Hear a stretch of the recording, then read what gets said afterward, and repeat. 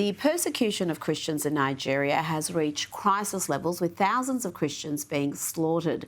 And US President Donald Trump is now instructing the Department of War for possible action. Joining me now is Bernard Toutounji, National Director of the Aid to the Church in Need, Australia and New Zealand. Bernard, it's horrific to see and hear the reports out of Nigeria. Can you shed some light on what's happening there? Yeah, thanks for the invitation, Rita. Nigeria is a country of 200 million people, basically half Christian, half Muslim. And for 15 or so years now, this sort of situation has gone on. We've got a story from June this year. 200 Christians who had been displaced already were sleeping in a church. They were locked in that church while they slept. The church was set ablaze, and those who tried to escape were either massacred or shot or macheted as they left. So there's a real situation for people. These are not uncommon stories, but then you've got situations of just discrimination, can't get a job, can't get into politics, can't buy land for the Christian churches. So this is not a situation that's new. It's been going on, and I think maybe the world's starting to sit up and have a look. Well, some of the footage coming out of that country is just horrific. We can't even play it. I can't even describe some of it. Yeah. It is that shocking.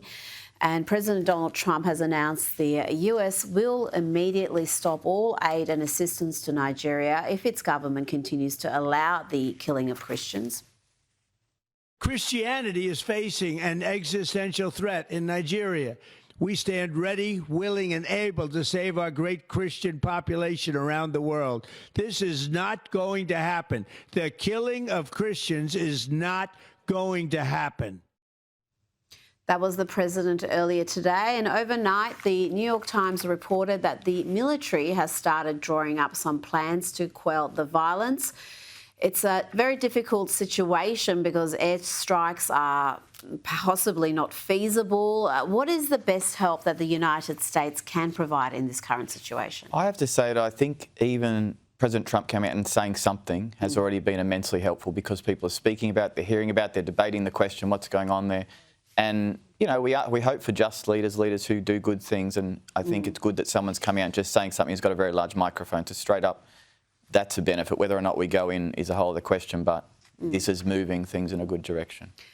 And you said the population there is almost 50-50 Christian, Muslim. Why are the Christians so persecuted? Why don't they have the protection, the power? How are they being not only discriminated against, but in some cases slaughtered? Yeah, it's a good question. This is not like Pakistan, where you've got a tiny minority of Christians. It's half-half.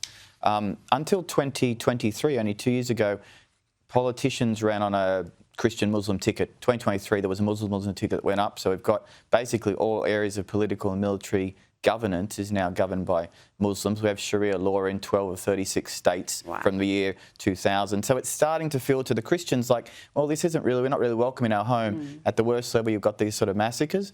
At the general day-to-day level, you've got really, are we welcome here to get a job? Christian children, women have to wear the hijab right through their female schooling. Christian catechists can't be in school. Islamic catechists can. So there's not an equality of person. And the Nigerians are feeling that. Oh, absolutely. Now, international watchdog group Open Doors has reported nearly 70% of Christians killed for their faith last year were in Nigeria.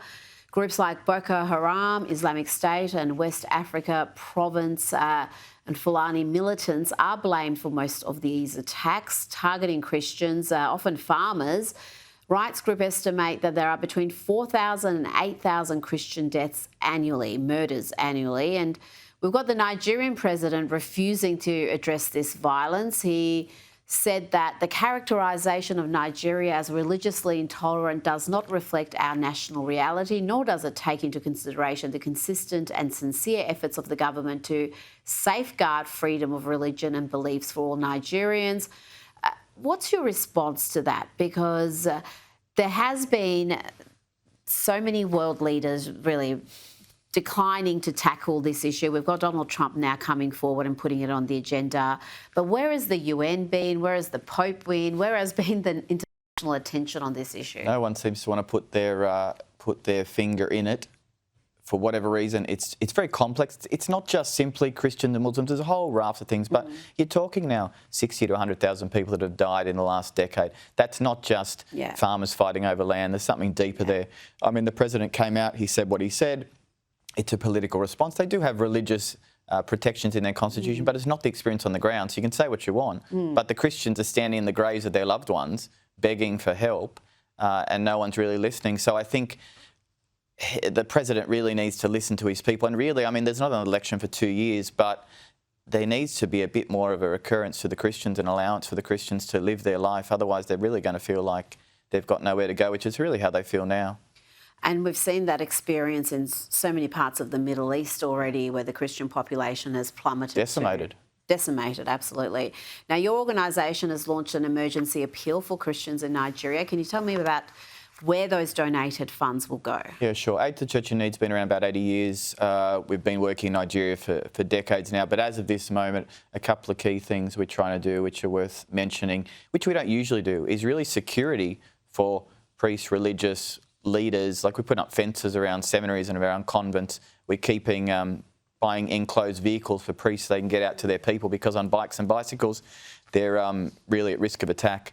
The second one, we've got 2 to 3 million people living in IDP camps, internally displaced people now.